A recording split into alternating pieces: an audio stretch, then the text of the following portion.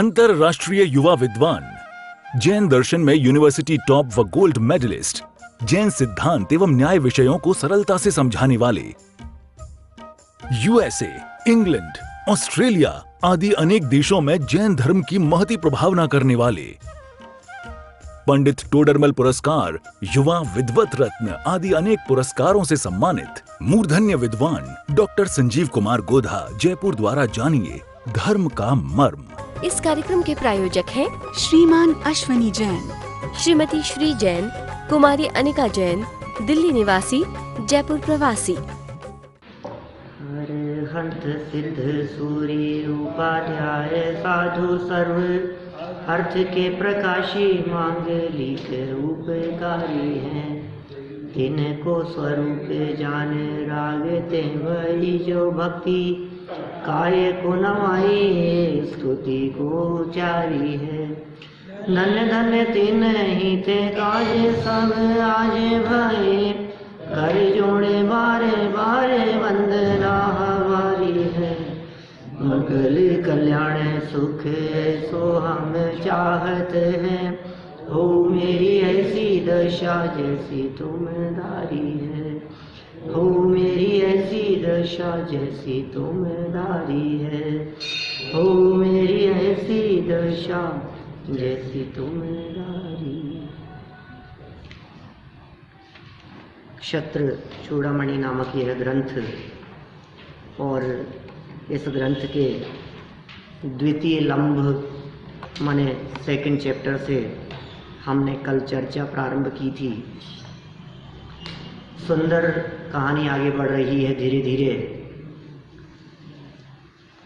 आर्य नंदी नाम के गुरु ने बालक जीवनधर कुमार को सभी प्रकार की विद्याएं और ज्ञान सिखा देने के उपरांत मूड में बैठे थे और एकदम ये कहा कि चलो तुम्हें एक कहानी सुनाता हूँ। और पुरानी कहानी, पुरानी स्टोरी सुनाना शुरू किया और कहा किसी समय विद्याधरों की नगरी में एक लोकपाल नाम के राजा राज्य करते थे। राजा लोकपाल एक दिन अपने घर की छत पर खड़े ऊपर देख रहे थे तो अचानक बादलों को विघटित होते हुए देखा, और ऐसा देखकर उन्हें जगत की क्षणभंगुरता का ख्याल आया और उन्होंने जैनेश्वरी दीक्षा अंगीकार कर ली। वे दिगंबर मुनि हो गए। सच्ची बात है, जगत की क्षणभंगुरता का ख्याल आए, जगत के स्वरूप का विचार कर, संसार, शरीर और भोगों के स्वरूप का विचार कर वैराग्य ना हो ऐसा नहीं होता। काल लब्धि यदि आ गई हो तो ऐसा सहज ही हो जाता है। उपादान की योग्यता जब अंदर में जागृत होती है तो कोई भी बाहर में निमित्त मिल जाता है और कार्य हो जाता है। देखिए, मुनि तो हो गए वे राजा, कहानी सुना रहे आर्य नंदी जीवनधर कुमार को। मुनि तो हो गए, अचानक एक दिन उन्हें भस्मक रोग हो गया। 132 नंबर पेज 11 नंबर का यह श्लोक देखें क्या कहते हैं। तपांसी तप्यमानस्य तस्य चासीदहो पुनः, भस्म काख्यो महारोगो भुक्तम यो भस्म ये क्षणात्। क्या कह रहे हैं? अहो खेद है, तप को तपते हुए तपस्वी उन मुनिराज को भस्मक नाम का ऐसा महारोग उत्पन्न हुआ, जो रोग खाए हुए अत्यंत पौष्टिक पदार्थ को भी क्षण मात्र में भस्म कर देता है। ऐसा भस्मक नाम का रोग आपने पहले भी ये चर्चा सुनी होगी। समंत भद्राचार्य को भी एक ऐसा ही रोग हो गया था। कभी कभी दिखता है कई कई लोगों में, कभी किसी बच्चे में ऐसा दिखता है। भले ही ऐसा वो रोग ज़्यादा तीव्रता में ना हो, लेकिन भोजन करने के 15 मिनट बाद में फिर कहता है भूख लग गई। थोड़ा सा खाया भरपेट भोजन कर लिया, खूब खा लिया, और 10-15 मिनट आधे घंटे में फिर कहता है मुझे तो भूख लग रही। इससे महान तपस्वियों का भी पाप कर्म को उदय तो किसी का भी आ सकता है, ये तपस्या का फल नहीं है। ये पूर्व में जब तपस्या नहीं करते थे तब जो कर्म बांधा था उसका फल है। भगवान पार्षद के ऊपर कमठ 12वें गुण स्थान पर उपसर्ग हो रहे हैं, कोई बात नहीं, तब भी पाप कर्म 10वें 12वें गुणस्थान की स्थिति में भी उपसर्ग की परिस्थिति बन गई पार्श्वनाथ स्वामी के ऊपर, क्या हो गया उसमें? तब भी पाप कर्म का पीछा नहीं छोड़। पाप कर्म का उदय आ रहा है, पाप कर्म बिगाड़ क्या पा रहा है? पाप कर्म का उदय आ रहा है बार बार में, उसने क्या बिगाड़ लिया? अच्छा, हम कहते हैं पार्श्वनाथ के ऊपर इतने पत्थर ओले बरसे, पार्श्वनाथ स्वामी का क्या बिगड़ गया? कुछ तो बिगड़ा होगा उनका, आ रहा होगा पाप कर्म का उदय, कोई बात नहीं। बाहर में आने वाली विपत्तियों की तरफ ना देखो तो विपत्तियां आती हैं, आके चले जाती है, हमें क्या लेना देना है उससे? हो रहा होगा, चल रहा होगा, हमें कुछ लेना देना नहीं उससे। दृष्टि बदल गई, नजरिया बदल गया उनका, दृष्टि बाहर से हट गई, अपने स्वभाव की तरफ चले गई, अब तकलीफ नहीं होती है। भस्मक रोग हो गया। मैं जिन पारिवारिक लोगों की बात कर रहा हूँ, कुछ चेहरे आपके दिमाग में घूम रहे होंगे कि भोजन करने के बाद भी भूख लगती है, थोड़ा बहुत कहीं ना कहीं असर भस्मक जैसा ही दिखता है, थोड़ा बहुत। जैसे होता है ना, किसी को 100 डिग्री बुखार है, किसी को 103 डिग्री बुखार है, 105 डिग्री, तो असर उसका जो है वो है ऐसा ही कि अंदर में जो जठराग्नि है वो इतनी ज़्यादा तेज हो गई है कि वो कुछ भी भोजन अंदर जाता है वो भस्म हो जाता है, तुरंत खत्म हो गया। तो अब फिर लगता है और खाओ और खाओ, ऐसा रोग किसे हो गया? आर्यनंदी नहीं, लोकपाल मुनि, मुनिराज लोकपाल को हुआ है ऐसा, जो मुनि हो गए थे।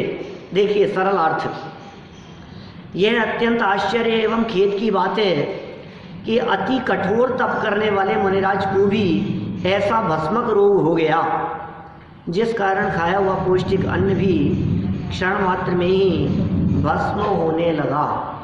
ये आश्चर्य की बात है सच में, मुनिराजों के जीवन में भी। और देखो, इतने संयम से रहते हैं, एक टाइम भोजन करते हैं, शुद्ध सात्विक भोजन ग्रहण करते हैं, बीमारियों का क्या काम? फिर भी आ गई तो आ गई, क्या करो उसमें? कभी कभी दिखता है ऐसा, बाजार का कुछ खाते नहीं हैं, शुद्ध सात्विक भोजन करते हैं, छना हुआ पानी पीते हैं, मर्यादा का भोजन लेते हैं, समय से टाइम टू टाइम लेते हैं, रात्रि भोजन करते नहीं हैं, खाने पीने में इतनी सावधानी, बहुत सोले का चौके में बहुत मर्यादा से ऐसे बना हुआ शुद्ध सात्विक आहार ग्रहण करे, और बोले कैंसर हो गया इनके। अब कैसे कैंसर हो गया? ये क्या चक्कर है? कोई व्यक्ति सिगरेट पीता हो और कैंसर हो जाए, टीबी हो जाए, कोई व्यक्ति गुटखा बहुत खाता हो और कैंसर हो जाए, हमें लगता है कि देखो ये इस वजह से हो गया। अब ये इनका तो खान पान इतना पवित्र है, फिर क्यों हो गया? कि सुनो, पाप कर्म के उदय में अच्छे अच्छों के कैंसर हो जाता है। जब तीव्र पाप कर्म का उदय आता है ना, कौन सा कर्म का उदय कब उदय में आएगा हम नहीं कह सकते। कभी भी किसी के भी किसी भी प्रकार का कर्म का उदय आ सकता है। हाँ, वर्तमान में किए गए धर्म का फल ये नहीं है, वर्तमान में किए गए शुद्ध सात्विक जीवन रूप जो आचरण था, जो परिणाम थे, उसका फल नहीं है कैंसर, पिछला आ गया है कभी उदय में। जब वर्तमान में कोई पाप होता हुआ नजर न आवे तो हमें प्रथमानुयोग ये सिखाता है, देखो पीछे। करणानुयोग ये कहता है अभी कोई पाप नहीं किया, लेकिन कभी, अभी नहीं किया लेकिन कभी किया होगा। कल शाम को ऐसी चर्चा थी कि सम्यक दृष्टि का जीवन तो शांत होता है, उसके तो पाप कर्म को उदय नहीं आता। सम्यक दृष्टि का जीवन बहुत शांत होता है, उसको पाप का तीव्र भाव नहीं आता। पाप का उदय तो आ सकता है, अलग अलग चीजें हैं। आप यदि इसकी भिन्नता को पहचान लेंगे तो आपको कोई प्रॉब्लम नहीं होगी। पाप कर्म का परिणाम और पाप का उदय, पाप का उदय ज्ञानियों के जीवन में भी आ जाता है, लेकिन पाप परिणाम, खोटा भाव, वर्तमान को बिगाड़ने की परिस्थिति, ये ज्ञानियों के जीवन में नहीं होती। अरे पाप कर्म का उदय तो ये मुनिराज कितने उदाहरण हैं अपने सामने। माथे पे जल रही है सिगड़ी, बतलाओ। शालनी खा रही है और रुई में लपेट कर आग लगा दी और 500 मुनिराज और घानी में पेल दिया गया। वो ये क्या हो रहा है? ये कौन है? कौन कर रहा है ये सब? पाप कर रहे हैं वो मुनिराज?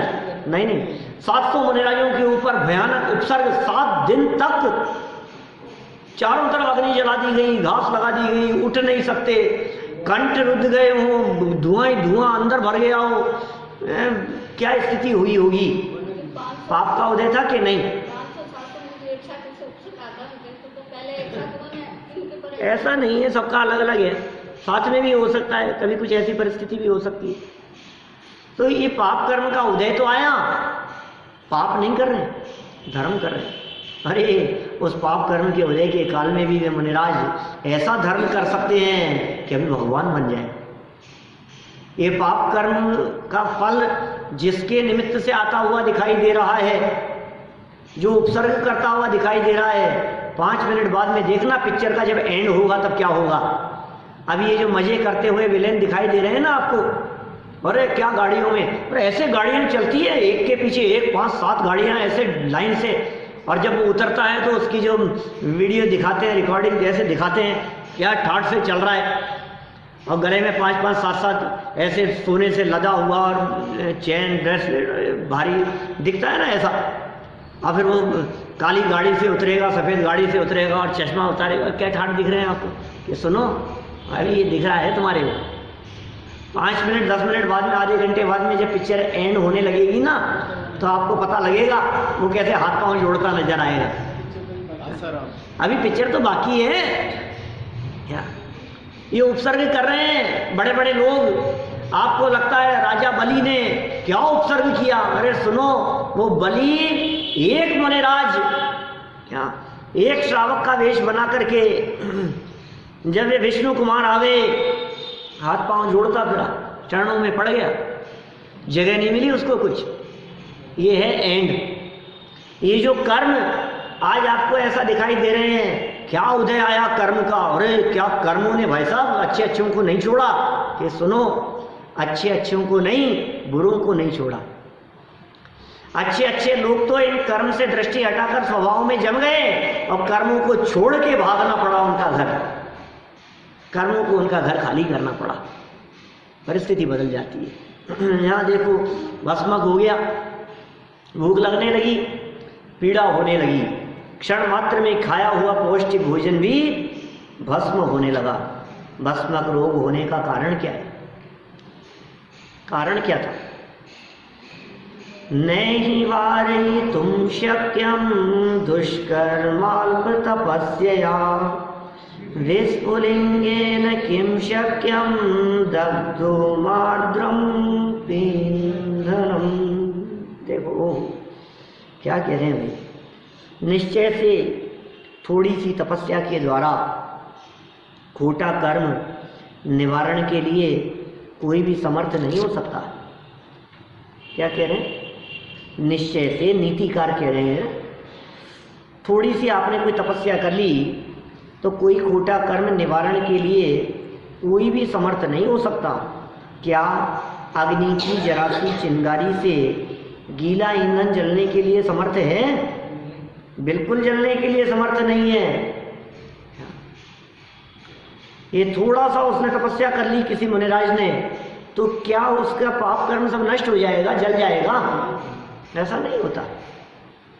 देखिए, जैसे अग्नि की अल्प क्षीण चिंगारी गीले ईंधन को जलाने में समर्थ नहीं है, वैसे ही अल्प तपश्चर्या से अतिशय महान पाप कर्म का निवारण कोई भी नहीं कर सकता है। मैंने थोड़ी सी तपस्या करके आप बहुत पाप का निवारण कर लो, ऐसा नहीं होगा। सुनो, किसी व्यक्ति ने ये कहा, देखो भाई आपकी जो दुकान चलती है ना, आप जल्दी क्यों नहीं आते हो प्रवचन में? कि वो ग्राहक रहते हैं, दुकान रहती है, दुकान बंद नहीं होती, इसलिए। तो प्रवचन में ऐसा टॉपिक ले लिया, ऐसा समझाने लगे कि सुन भैया, एड़ी से चोटी तक का जोर लगा लेना, ये दुकान तेरे चलाने से नहीं चलती, ये पुण्य से चलती है।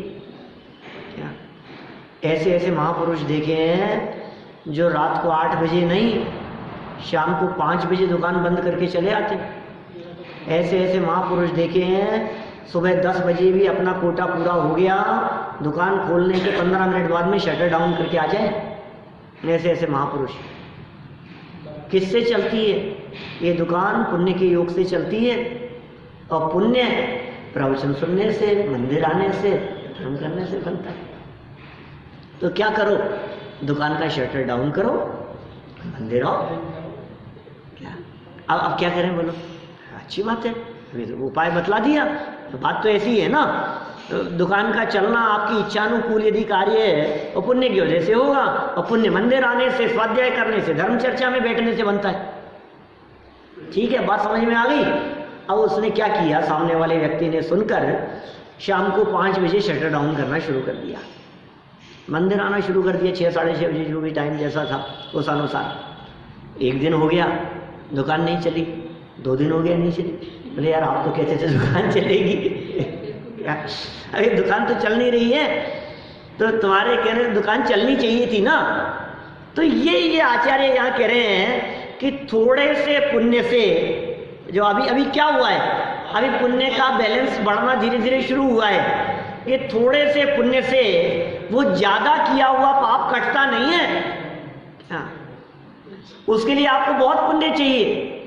किसी व्यक्ति ने थोड़ी सी तपस्या की, थोड़ा सा धर्म ध्यान किया, थोड़ा सा वैराग्य, संयम, तप, इसमें अपना उपयोग लगाना शुरू किया। बोले अब तो मेरे कोई पाप कर्म का उदय नहीं आएगा। कि सुन, थोड़ा सा करके तू सोच रहा है कि वो सब निपट जाएगा, ऐसा नहीं होगा।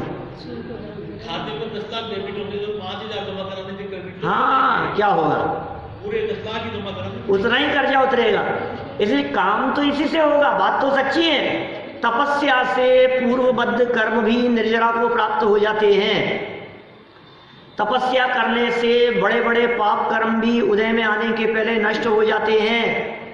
संकट मिट जाएंगे आपके तप के प्रभाव से, आपके ज्ञान के प्रभाव से, आपकी साधना के प्रभाव से। यह बात परम सत्य है कि स्वाध्याय, पठन पाठन, चिंतन मनन, इस अभ्यास के करने से आपकी दुकान चलने लगेगी। यह सच है बात। क्या? लेकिन कोई दुकान चलाने के लिए स्वाध्याय करने लगे तो बोले तेरा इंटेंशन ही गलत है, तेरी सोच ही गलत है। कि मेरे ऊपर बड़ा संकट आ गया, इसलिए मैं तो एक काम करता हूँ, दीक्षा ले लेता हूँ। कि तू तो उस संकट से मिटने के लिए, उस संकट से छूटने के लिए दीक्षा लेने की बात कर रहा है। गलत फहमी में है, ऐसा नहीं है। आज बड़ी स्थितियां समाज में ऐसी दिखती हैं जो बड़ी विचित्रताएं दिखाई देती है, जो क्या कहें, जो उंगलियां उठती है। उसके पीछे कारण ये है कि पिछला जीवन बिल्कुल अच्छा नहीं रहा, और बड़ी बड़ी समस्याओं से बचने के लिए घर छोड़ करके दीक्षा ले। बोलो, क्योंकि हिंदुस्तान में कोई ऐसा कानून नहीं है जो साधु संतों के ऊपर लागू हो।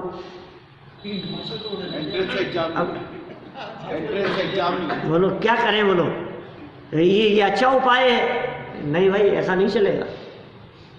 वो अंदर में जब तक पात्रता न होवे तब तक वो काम नहीं होने। आपका इंटेंशन गलत है। आप बचने के लिए ये काम कर रहे हो। आपने ये वेश इसलिए धारण किया है कि मेरे ऊपर जो इल्जाम लगेगा उसकी सजा नहीं होगी। मैंने दीक्षा इसलिए ले ली है कि 5 करोड़ का जो कर्जा मेरे माथे पर हो गया वो नहीं चुकाना पड़े। मैं तो कपड़े छोड़ दी, नंगा हो गया, अब कर ले, क्या कर लेगा? ऐसे नहीं चलेगा भैया, ये बात ठीक नहीं है। पहले सारे निपटाओ, सारे झमेले, और उसके बाद दीक्षा लो। अनुकूलताओं को छोड़ करके दीक्षा लेने की चर्चा के लिए तो सारा जनागम भरा पड़ा है, लेकिन प्रतिकूल परिस्थितियों से, आफत से बच करके दीक्षा लेने का एक उदाहरण नहीं मिलेगा आपको शास्त्रों में। मैंने इसलिए दीक्षा ले ली कि घर में बन नहीं रही थी मेरी पत्नी से। घर में इतने झगड़े हो रहे थे, मैंने कहा यार ऐसी जिंदगी से तो मर जाना अच्छा है। फिर मैं मरने जा रहा था, फिर सोचा यार मरने से तो अच्छा है साधु बन जाओ। ऐसे थोड़े नहीं चलते। एक उदाहरण नहीं मिलेगा। सारे राजा महाराजा, सारे बड़े बड़े लोग, बड़ी परिस्थितियां कितनी अनुकूल सब तरफ की दिखाई दे रही है, सारी अनुकूल परिस्थितियों को छोड़ करके दीक्षा ले लेना, नहीं रहना अनुकूलताओं में। क्योंकि ये अनुकूलताएं ज्यादा लंबे समय तक नहीं रहेगी। हमें जगत का क्षण भंगुर स्वरूप समझ में आ रहा है। स्वभाव का अवलंबन होता है, जगत की क्षण भंगुरता दिखाई देती है। ये जगत क्षणभंगुर है और स्वभाव नित्य है, परमानेंट है। क्षणभंगुरता का अवलंबन लेगा तो क्षणभंगुरी हो जाएगा, तकलीफ पाएगा। इसलिए परमानेंट स्वभाव का अवलंबन ले, परमानेंट सुख की प्राप्ति के लिए। भस्मक होगी, पाप कर्म का उदय आ गया, संकट आ गया माथे पर, और ये कह रहे हैं कि साहब ऐसे तपस्वियों के ऊपर भी आ गया। क्यों आ गया उनके ऊपर संकट? बड़े बड़ों पर आ जाता है, हम हैं कौन? बहुत बड़े बड़े त्यागी तपस्वियों के ऊपर आ जाता है, हम हैं कौन? हमारे ऊपर भी आ गया तो क्या हो गया? थोड़ा सा नहीं, मैंने तो तपस्या की थी फिर भी ऐसा हो गया मेरे साथ में, कि तपस्या तो अभी की थी ना, जो कभी किया था उसका क्या होगा? क्या तपस्या तो अभी कर रहा है। आज के 100 साल पहले क्या किया था, और 500 साल पहले क्या किया था, और 5000 साल पहले क्या किया था, और दीक्षा लेने के पहले 25 साल पहले क्या किया था, वो सब कहाँ जाएगा? सामने वही आ रहा है जो आना था। हाँ, जो आना था वही आ रहा है, आएगा भाई। पुराना किया हुआ तो सामने आएगा, उसे धोया नहीं जा सकता है, उसे मिटाया नहीं जा सकता है। इसलिए गलत कुछ होता ही नहीं है, किसी के साथ अन्याय नहीं होता भाई साहब। प्रकृति में सब जगह पर न्याय है, अन्याय किसी के साथ में नहीं है। अन्याय नहीं होता है किसी के भी साथ में। क्या साता कर्म का उदय आएगा तो भूख कम लगती है? सब परिस्थितियां अलग अलग है। भूख नहीं लगती है उसे भी असाता का उदय समझ लेता है, भूख ज्यादा लगती है उसे भी असाता का उदय समझ लेता है। ये एक्चुअल में क्या है? साता और असाता का संबंध। सुनो, साता और असाता का संबंध आपके परिणामों से है, साता और असाता का संबंध आपकी फीलिंग से है। 3 दिन तक आपको भूख नहीं लगी, आपको डॉक्टर के भागता है, शाम तक फिर भूख नहीं लगी तो डॉक्टर बदल लेता है। क्या एलोपैथिक से आयुर्वेदिक की तरफ भागता है, उससे होम्योपैथिक की तरफ चला जाता है, नहीं तो एक्यूप्रेशर की तरफ चला जाता है, नहीं तो प्राणायाम की तरफ चला जाता है, रामदेव बाबा की शरण ले लेता है। कुछ तो बताओ इसका कोई, मैं क्या करूं? भूख नहीं लग रही है, वो कपालभाति करो, ऐसा करो वैसा करो, इससे होगा। कि सुन भाई, तू किससे परेशान है? भूख नहीं लगने से। और दूसरा व्यक्ति किससे परेशान था? भूख लगने से। तो भूख लगने से परेशान होता है कि नहीं लगने से परेशान होता है? दुख का कारण क्या है? भूख लगना कि नहीं लगना? सुनो, भोग भूमि के जीव 1 दिन 2 दिन 3 दिन में एक बार भोजन करते हैं, चौथे दिन भोजन करते हैं, 3 दिन तक मेरा हाजिर रह करके तकलीफ ही नहीं। वो भी आपने क्या आपका पेट साफ नहीं हो तो डॉक्टर को दिखाता है, कब्ज हो रही है, ये हो रहा है, तकलीफ हो रही है, पेट साफ नहीं हो रहा है, तो बहुत तकलीफ नजर आती है। वो तीर्थंकर, नारायण, प्रतिनारायण, चक्रवर्ती, कामदेव, इनके आहार तो होता है, निहार नहीं होता किसी के भी। वो पुण्य का हो जाए कि पाप का हो जाए, उनके किसी के भी निहार नहीं होता। और यहाँ 1 दिन दस्त नहीं हो तो ये कहता है पता नहीं यार क्या कुछ पेट गड़बड़ चल रहा है। ज्यादा हो जाए तो तकलीफ, नहीं होवे तो तकलीफ। ये अज्ञानी जीव को कहीं शांति नहीं है, ये अज्ञानी जीव दुखी है। माने सुखी होने के लिए एकमात्र उपाय है तत्व ज्ञान की शरण में आओ, इसके बिना सुखी होने का कोई उपाय नहीं है। ये अज्ञानी जीव जहां रहेगा वहां दुखी रहेगा, जिस हाल में रहेगा दुखी रहेगा, जिस माहौल में रहेगा वहां दुखी रहेगा, क्योंकि इसका माइंड सेट नहीं है, ये अपसेट है। घर में सारे सेट हो, सोफा सेट हो, टी सेट हो, सोने के सेट हो, सब सेट हैं घर में, सारे सेट हैं, लेकिन माइंड अपसेट है। बाहर में कुछ सेट नहीं हो लेकिन माइंड सेट हो तो फिर कोई तकलीफ नहीं। क्या फिर बाहर में कुछ भी नहीं हो तो कोई तकलीफ नहीं है, और माइंड सेट नहीं है और बाकी सब सेट है, तो बोले इस जीव को कोई सुखी कर सकता नहीं। सोने के पल्ले में इसको झुलाओ ना तो सुखी नहीं हो सकता, रत्नों से तोलो इसको तो इसको सुखी करने में समर्थ नहीं है कोई, क्योंकि दुख बाहर में नहीं है, दुख तो अंदर में है ना, तकलीफ तो यहाँ है, समस्या तो इस जगह पर है। तो तकलीफ दूर करने के लिए क्या करना पड़ेगा? माइंड बदलना पड़ेगा। बोलो, ये उपाय करना है। कल बड़ा आयोजन है वहाँ मानसरोवर में, एक पारिवारिक समस्याएं और उनका समाधान। 2-3 वक्ता हैं, मैं भी उन वक्ताओं में एक हूँ। कल दोपहर में 1:30-2 बजे का वहाँ कार्यक्रम है मंदिर में, मानसरोवर में। तो बड़ा पता नहीं मेरे को भी ध्यान नहीं है, देख लेंगे। तो मेरा कहने का मतलब समस्या है कहाँ ये बताओ, समस्या कौन सी जगह पर है?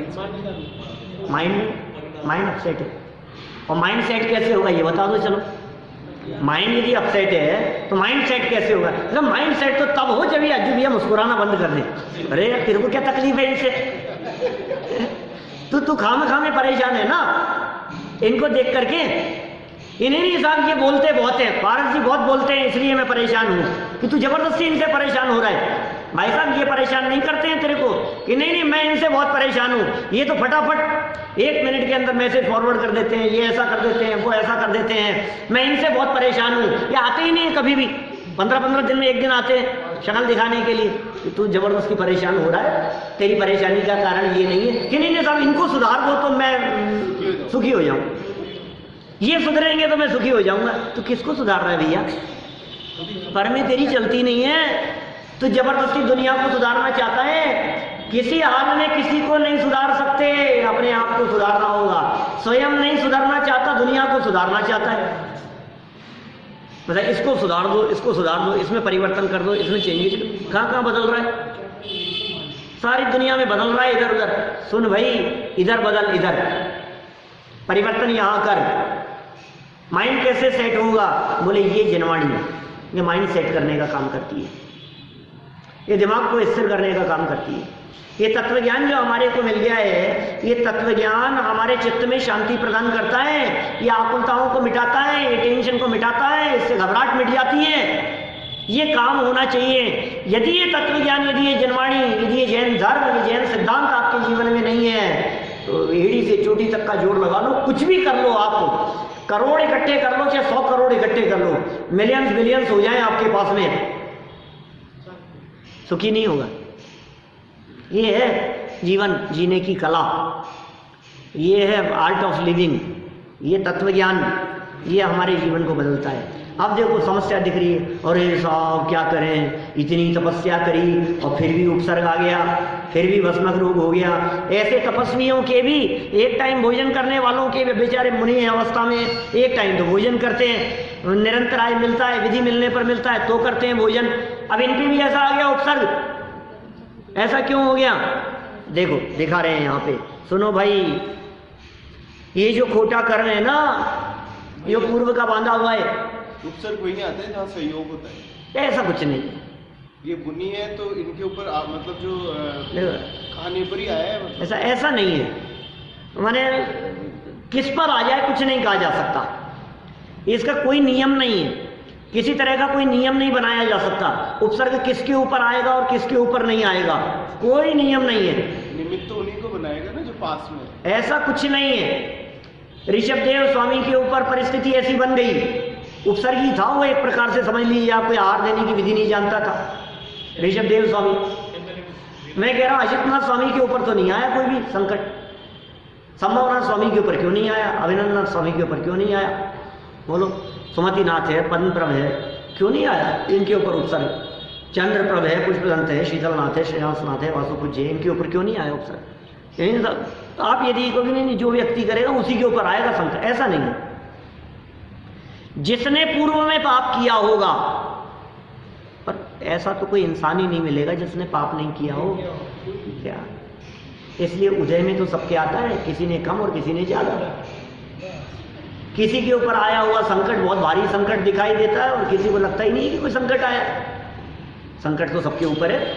अरे आहार चर्या के लिए निकलना ये भी कोई पुण्य के उदय का काम नहीं है, ये उदय तो पाप का ही है। शुदा का जो उदय है ये कोई पुण्य का उदय नहीं है। निकलना पड़ा, ये पाप का उदय है। क्या करें, शरीर को कमजोर होता जाना, तपस्या में बाधा दिखाई दी तो हमें वो समस्या के निवारण उठ करके जाना पड़ा। ले तप बढ़ावन हेतु नहीं तन पोष ते तजी रसन को, छठी ढाल की लाइनें हैं।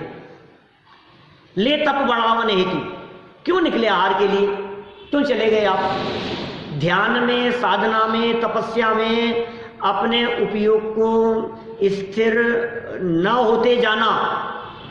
बोले आहार ग्रहण नहीं किया तो ये शरीर उपयोग नहीं लग रहा है, जाना ही पड़ेगा, तो जा चला गया उठ करके, पाप की वजह से कि पुण्य की वजह से।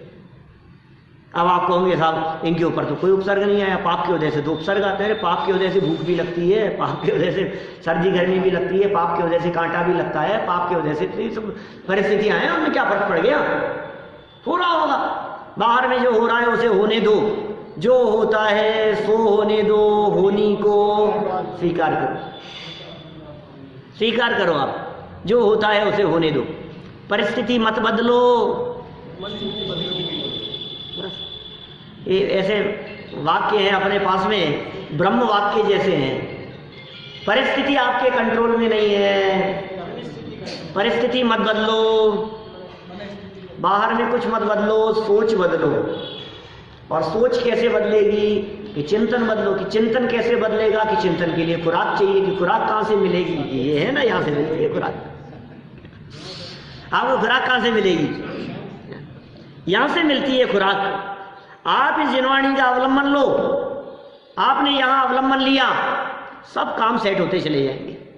एक ही उपाय है दुनिया में, तकलीफ संकट बीमारियां प्रॉब्लम्स का सॉल्यूशन एक ही सॉल्यूशन है, इसके अलावा दूसरा कोई सॉल्यूशन नहीं है। ये सुधार करना चाहता है नौकर्म में,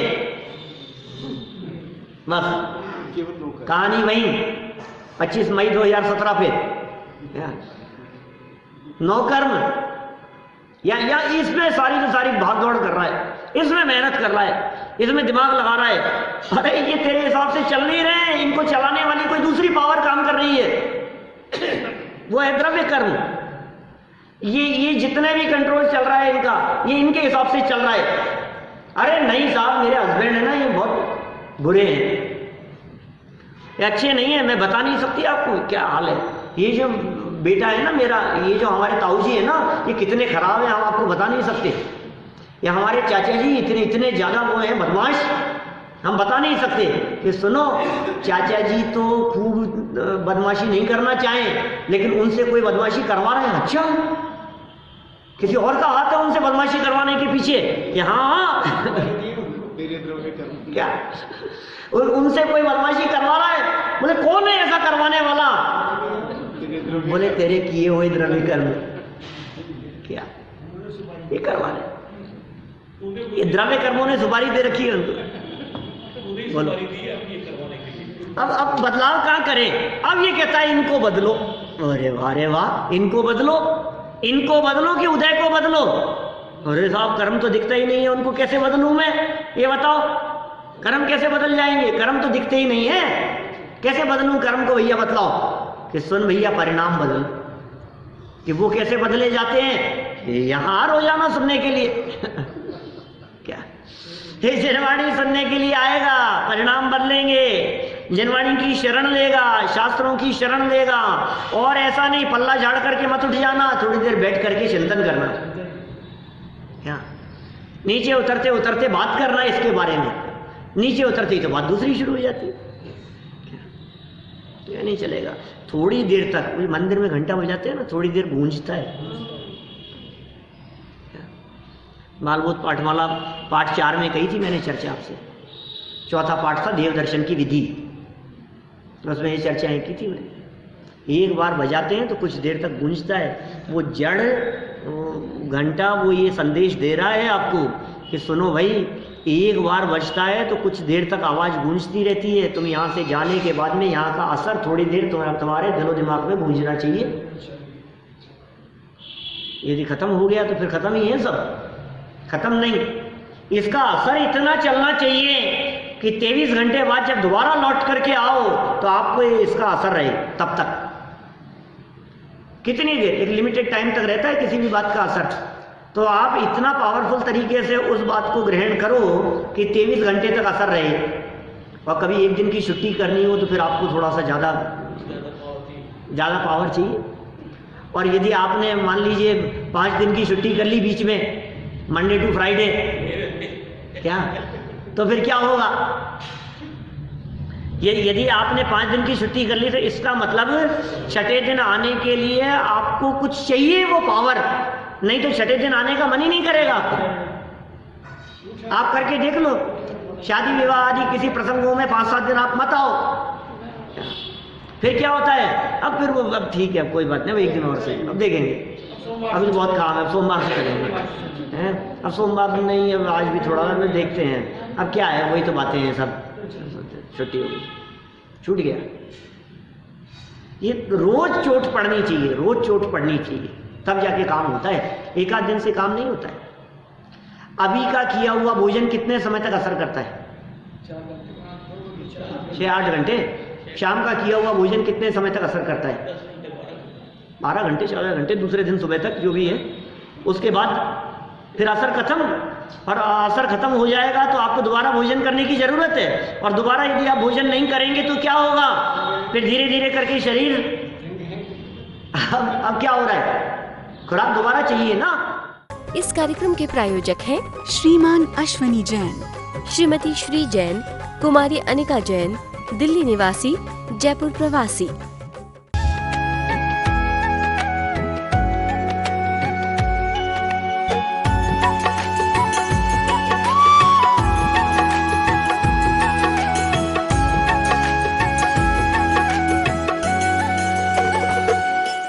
अंतरराष्ट्रीय युवा विद्वान, जैन दर्शन में यूनिवर्सिटी टॉप व गोल्ड मेडलिस्ट, जैन सिद्धांत एवं न्याय विषयों को सरलता से समझाने वाले, यूएसए, इंग्लैंड, ऑस्ट्रेलिया आदि अनेक देशों में जैन धर्म की महती प्रभावना करने वाले, पंडित टोडरमल पुरस्कार, युवा विद्वत रत्न आदि अनेक पुरस्कारों से सम्मानित मूर्धन्य विद्वान डॉक्टर संजीव कुमार गोधा, जयपुर द्वारा जानिए धर्म का मर्म।